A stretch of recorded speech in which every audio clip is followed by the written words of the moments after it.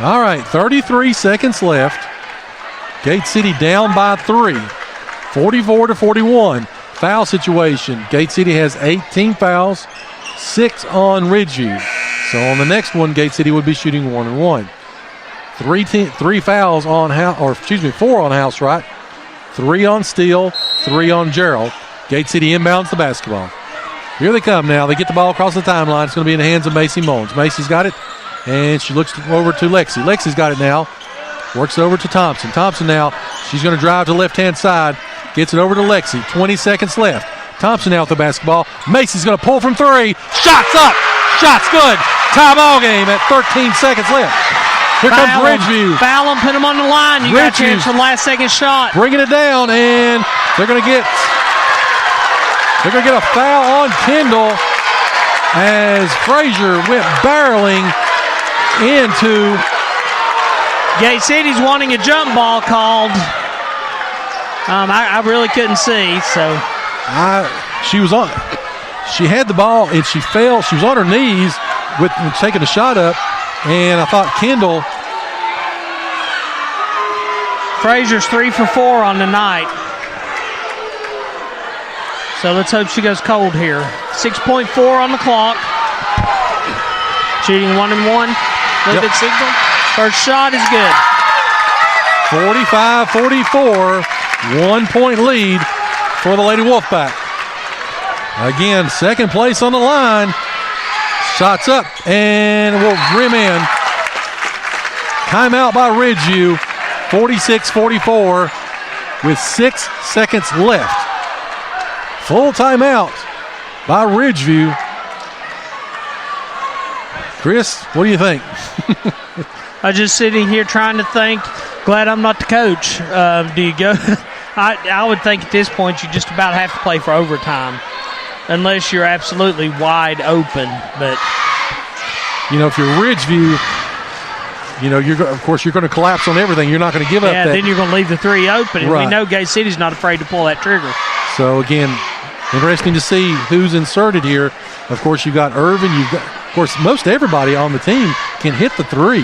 Right. So, they've got a lot of flexibility there. They've gotten 4 tonight, 2 from Quillen, 1 from Thompson, 1 from Mullins. Of course, we know Dunn can hit them.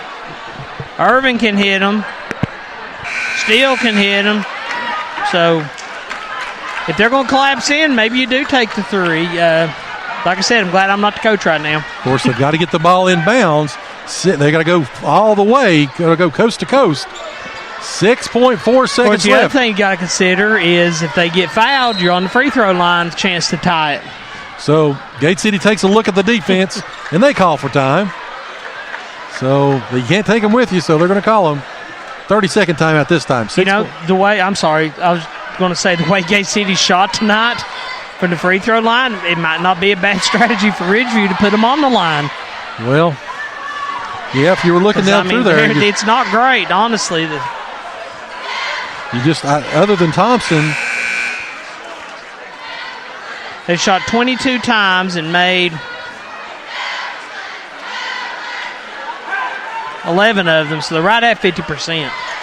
Well, right here, if you're 50%, it'd be a Ridgeview win because, again, it's a 2-point game. So Gate City now will inbound the basketball. It will be House Right. And Ridgeview is going to go full court. They're going to make them work for it. They get it to Thompson. 6 seconds, 5 seconds, 4 seconds, 3. Gets it across half court. 2, 1. Shots up and no good. And Ridgeview escapes. Didn't get the shot they wanted. Thompson wasn't able to step into it like she normally can. And Ridgeview escapes here with a 46-44 win. So that will drop Gate City to 6-4 in the Mountain 7. And they'll be 10-9 overall. Ridgeview will move to 7-2. And again, with only 2 games left to play, Gate City can finish no better than 3rd.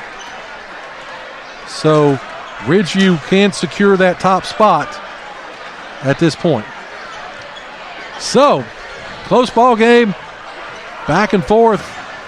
We'll be back and wrap things up for the girls' game. Then we'll get ready for the boys' game. You are listening to the home of Blue Devil Sports. This is Gate City Sports Radio. You are listening to the home of Blue Devil Sports. This is Gate City Sports Radio.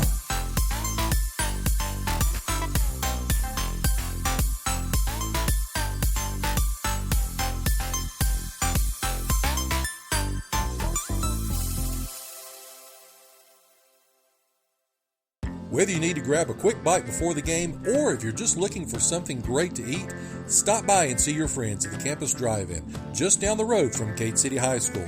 They have a tremendous selection of breakfast, lunch, and dinner items, and they're open from 7 a.m. till 8 p.m. Monday through Saturday. Campus Drive-In has supported Blue Devil Sports for over 60 years, and once again, they are the proud sponsors of our halftime show here on Gate City Sports Radio.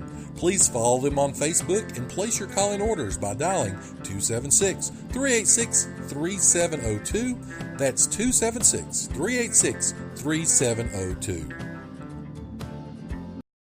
I remember growing up, my dad and I would split cords of wood that would be used to keep the old Franklin stove going in winter. Back then, I could sling an axe over my head with no effort at all. Now I have to rely on other people's arm strength just to retrieve a gallon of milk from the fridge. Elmcroft, giving your loved one the extra help they need. Elmcroft of Johnson City, 406 East Mountain View Road. Call 423-282-0280. You are listening to the home of Blue Devil Sports. This is Gate City Sports Radio.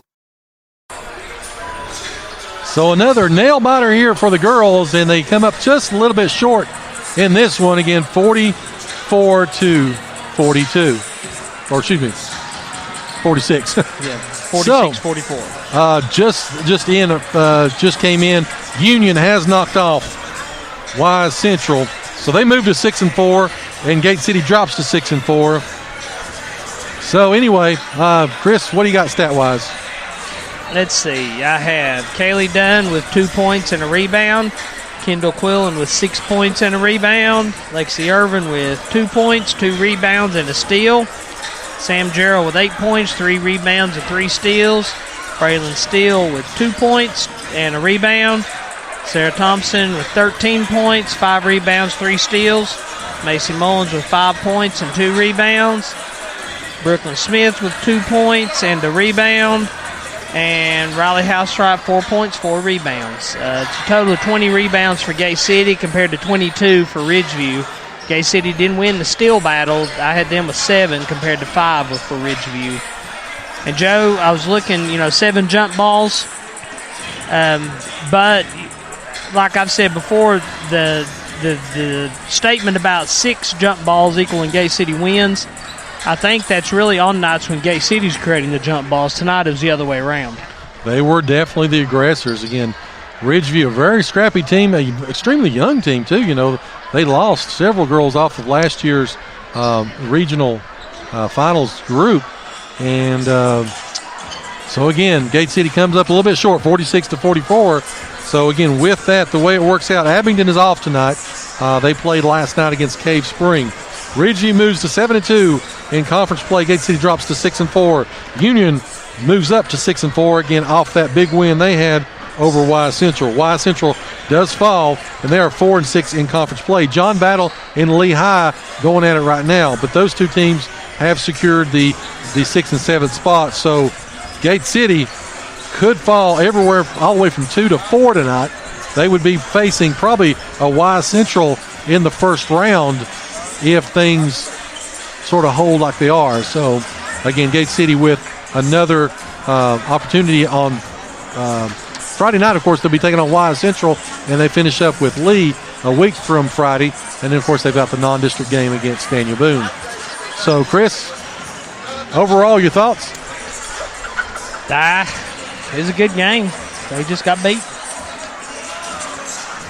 I mean, the referees didn't really affect the outcome. They just, like I've said before, I can take getting beat more so than giving the game away, and they just got beat. it was a good, the difference I think between Ridgeview that we saw then and now is just the defensive pressure that they were able to cause. Until the second half, Gate City really wasn't able to get loose to even get their shots. And when Haley Sutherland came out of the locker room the second half and just immediately scored 6 points. Boom, boom, boom. So Gate City, again, they fall to 6-4 in conference play, 10-9 overall. So, again, the next ball game coming up will be on Friday night. Of course, that will be at Wise Central. So, again, make sure, folks, you're there early for all the games because it's going to be a wild and topsy-turvy night. So, again, the girls will be back in action on Friday. Let's talk about the boys here in just a minute. We'll get you ready here for the boys matchup. Again, the boys taking on Ridgeview here in just a few moments. But, of course, as we always want to, we'll talk about the stat of the night. Again, that brought to you by the law office of Jesse Walker McMurray. Again, he's done so much for our region, so much for Gate City Athletics. And, again, he's always helped us, especially the Big Blue Boosters as well. So, Chris, what do you think stat of the night goes to? You're not going to like it. Okay. You ready? Yep. 11 of 22 on free throws. No, I don't like that one. Lost by 2. You can't do that against good teams. No. You can't do it against anybody, but and especially what good teams. What concerns me, though, is really 3 of the last 4 games. That's a trend at this point. Other than Thompson was, I think, she ended up 5 Thompson was all right. She was 5 for 5, including that one lane violation that they didn't call very clearly, but, it is what it is. She's 5 for 5, not counting that. So that is the stat of the night brought to you by the law office of Jesse Walker McMurray. All right, let's go to the play of the night. Again, that brought to you by Colonial Funeral Home. Colonial Funeral Home, serving our region for decades. And again, they've always been there during their times of need.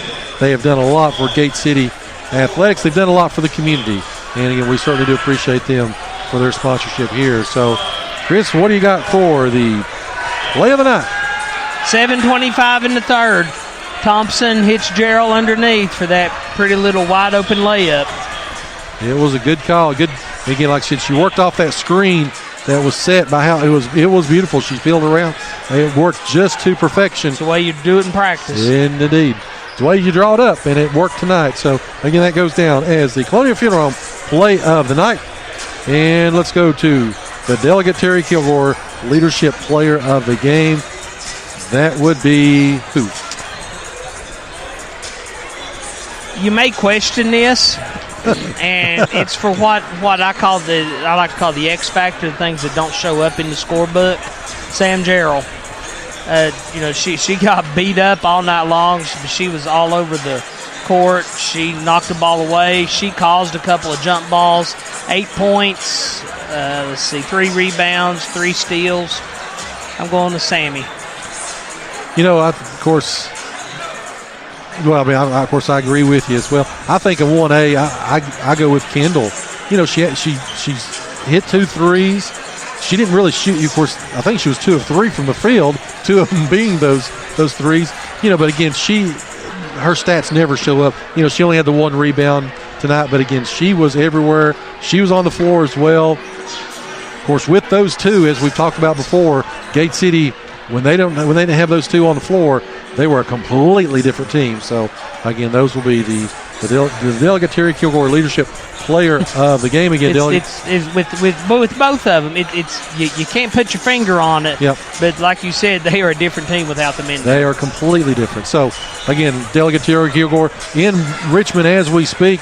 Again, fighting for the rights and for everything we've got here in Southwest Virginia. So, we'll take a break. Come back. We'll get you ready for the boys' game. On the flip side, you are listening to the home of Blue Devil Sports. This is Gate City Sports Radio. The wait is over. 5, 4, 3, 2, 1.